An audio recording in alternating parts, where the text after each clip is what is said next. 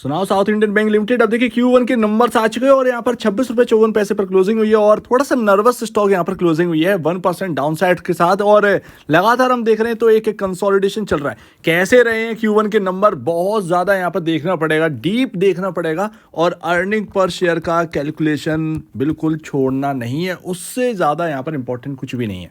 So basically यहाँ पर जो है मैं असेट्स को नहीं गिनूंगा कि यहाँ पर जो है ना क्वार्टर दर क्वार्टर कितने असेट बढ़ गया। मैं यहाँ पर जो है देखूंगा प्रोविजनिंग और यहाँ पर टोटल इनकम और आफ्टर ऑल जो इंपॉर्टेंट बात प्रॉफिट आफ्टर टैक्स, क्योंकि उसमें सुस्ती थी तो ईपीएस नहीं बन पा रहा था। टोटल इनकम देखते, टोटल इनकम अगर आपको देखनी है तो भैया क्वार्टर दर क्वार्टर ये बढ़ी है 2620 करोड़ से 2736 करोड़, यानी कि 2620 करोड़ से बढ़कर 2736 करोड़ पर पहुंच चुका है, जो कि क्वार्टर दर क्वार्टर का आपके सामने है। तो एक अच्छी बात है, क्वार्टर दर क्वार्टर हमें जंप देखने को मिला है टोटल इनकम में।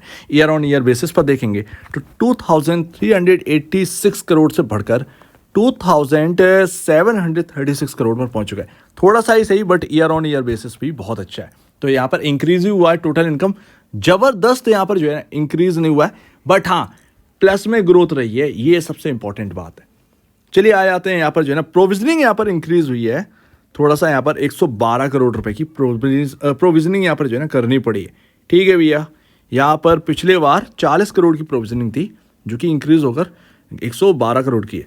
और ऑपरेटिंग प्रॉफिट में यहाँ पर जो है ना क्वार्टर दर क्वार्टर बहुत अच्छा जंप है, ईयर ऑन ईयर बेसिस पर और भी अच्छा जंप है। 433 करोड़ से बढ़कर है क्वार्टर दर क्वार्टर में 507 करोड़ पर पहुंच गया। तो ये एक अच्छी बात है ऑपरेटिंग प्रॉफिट की।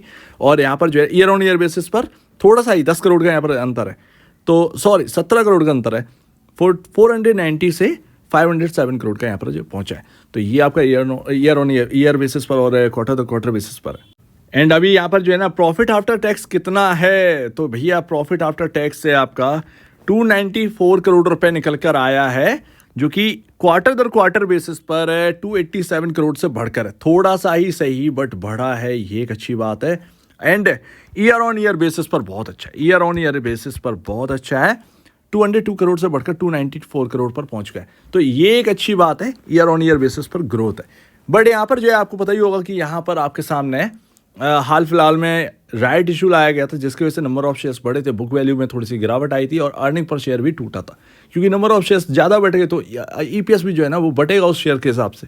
तो यहाँ पर जो है ना आपका शेयर थोड़ा सा बटा है, जिसकी वजह से जो अच्छा ईपीएस और आना था ना, वो थोड़ा सा नंबर ऑफ शेयर्स बढ़ने की वजह से जो डाइल्यूशन हुआ है उसकी वजह से आपके सामने थोड़ा सा कम देखने को मिला है पिछले क्वार्टर के कंपैरिजन। तो 112 का ईपीएस निकल के अब पता नहीं मार्केट इसको कैसे लेने वाला है। मार्केट शायद हो सकता है जो स्टॉक के भाव जो गिरे हैं उसमें सारा का सारा यहाँ पर डिस्काउंटेड हो गया होगा। अदरवाइज अगर मार्केट इसको समझता है कि भैया चलो ठीक है राइट इशू की वजह से यहाँ पर जो है नंबर ऑफ शेयर्स बढ़े, तो वो तो पहले से ही मार्केट को पता है कि ऐसा होना था, तो शायद यहाँ पर जो है ना ये हो। बट यहाँ पर जो है ना उसकी वजह से थोड़ा सा इम्पैक्ट यहाँ पर पड़ा है। 1.36 से घटकर यहाँ पर जो है ना 1.12 का यहाँ पर ईपीएस देखने को मिल रहा है और ईयर ऑन ईयर बेसिस पर बहुत अच्छा है। 0.91 का ईपीएस यहाँ पर बढ़कर 1.12 पर पहुँच गया है। बट हाँ क्वार्टर दर क्वार्टर बेसिस पर ही यहाँ पर ईपीएस ऐड होता है, तो हमें क्वार्टर दर क्वार्टर बेसिस पर ही ईपीएस देखना होगा। हाँ एक और बात, कैपिटल एडिक्वेंसी रेशियो जो है वो घटा है, तो यहाँ पर 19.91 से 18.11 है। अब ऑपरेटिंग मार्जिन अगर आप देखेंगे तो क्वार्टर दर क्वार्टर बहुत अच्छा है but year on year basis पर घटा है। 20.54% से घटकर 18.55% पर रह गया operating margin year on year basis पर। क्वार्टर दर क्वार्टर बेसिस पर 16.54% से बढ़कर यहाँ पर पहुँच चुका है 18.55%। और नेट प्रॉफिट मार्जिन जो है वो आपका बढ़ा है 10.97% से घटा है, सॉरी नेट प्रॉफिट मार्जिन जो है वो घटा है क्वार्टर दर क्वार्टर बेसिस पर 10.97% से घटकर 10.75% और ईयर ऑन ईयर बेसिस पर बढ़ा है 8.48% से बढ़कर 10.75%। तो ये बड़ा घुमाव वाली चीज़ें होती हैं बट क्या करें, यहाँ पर जो आती हैं उसको पढ़ना तो पड़ेगा ही। यहाँ पर चलिए बात करते हैं अब मेन जो स्टॉक पर इम्पैक्ट डालेगा भैया, वो है आपका ईपीएस। और इनको ऐड करिए और जो अभी क्वार्टर का आया 1.12 उसको ऐड करना है, सो दैट यहाँ पर निकल के आएगा 4.44। और जो 4.44 का आपका जो निकल कर आया है ईपीएस, वो यहाँ पर आपके पिछले अर्निंग पर शेयर यानी कि इस क्वार्टर के आने से पहले जो आपका ईपीएस बना हुआ था वो 4.09 था, उसके कंपैरिजन बहुत अच्छा उछाल देखने को मिला है।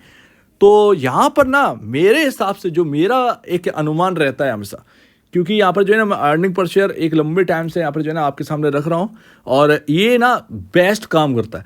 तो यहाँ पर ईपीएस जो है ना वो बढ़ा है, ग्रोथ यहाँ पर जो है ना जबरदस्त हमें बढ़ती हुई दिखी है।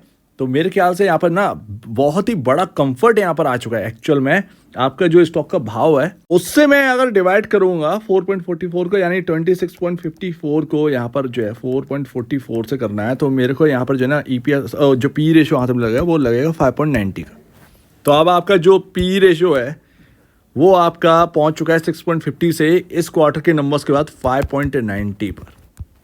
देख लीजिएगा, चेक कर लीजिएगा। और ईपीएस आपका 4.44। तो उछाल देखने को मिल रही है और प्राइस टू अर्निंग में एक अच्छा खासा कंफर्ट हमें देखने को मिल रहा है। तो मुझे लगता है कि स्टॉक को जो है ना वो रिएक्ट करना चाहिए और प्लस में ही रिएक्ट करना चाहिए, क्योंकि जो भी चीज़ें मुझे इस क्वार्टर में दिख रही हैं वो यहाँ पर ना डिस्काउंटेड है। जो 36 रुपये से स्टॉक गिरा है और ये 25 रुपये का रह गया था, तो सारी चीज़ें ऑलरेडी उससे 10 रुपये में डिस्काउंटेड होना चाहिए। मार्केट को शायद पहले से ही पता है, शायद क्या वो पहले से ही पता है कि जब नंबर ऑफ शेयर्स बढ़ेंगे तो वो ईपीएस भी डाइल्यूट होगा, तो उस हिसाब से ईपीएस जो है कम ही आएगा। तो ये बात है, बट ओवरऑल जो ईपीएस है वो मेरा इंक्रीज हुआ है और पी रेशियो में कंफर्ट आया। तो अभी मुझे चार्ट पैटर्न पर क्या देखने को मिल रहा है, देखिए मुझे ये देखने को मिल रहा है कि एक पैटर्न, ठीक है ना, एक पैटर्न जो यहाँ पर जो है ना कहीं बुलिश होगा और ये 31.40 के एवब जब ये स्टॉक निकलेगा तब ये कंप्लीट होगा। और अभी हाल फिलहाल में जो Q1 के नंबर आए हैं बुरे बिल्कुल भी नहीं है। राइट इशू की वजह से नंबर ऑफ शेयर्स डाइल्यूशन यहाँ पर हुआ था, तो उसकी वजह से तो इम्पैक्ट पड़ेगा ही ना, तो मार्केट को पहले से पता है, तो वो सारी चीज़ें डाइजेस्टेड है और कहीं ना कहीं यहाँ पर जो है ना अच्छा ही हुआ है, प्लस में ग्रोथ रही है। राइट, बट यहाँ पर जो है ना कंफर्ट बहुत अच्छा मिला है प्राइस टू अर्निंग में, तो ये ना भूलना भी नहीं चाहिए। यहाँ पर जो है ना बहुत ही इंपॉर्टेंट लेवल पर आज क्लोजिंग हुई है और ये नंबर शायद ये मूविंग एवरेजेस से जो अटक रहे हैं हम उससे निकाल दें।